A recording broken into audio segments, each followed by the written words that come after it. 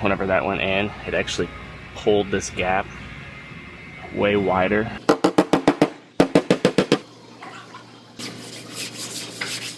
I have a Honda Pilot here. Has some quarter panel damage right there in the middle of the panel. And you could see whenever that went in, it actually pulled this gap way wider right in here. However, as I work all of this out, that should shift back and close that gap back up. So I'm gonna go ahead and start working on this quarter panel, get this metal back into shape.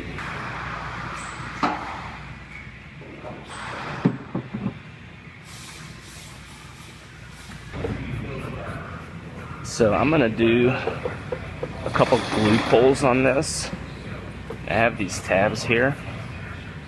I'm gonna start by putting one right about there, and then I'll put another one down here, and I'll use these to pull this out. But first I gotta get it all nice and clean.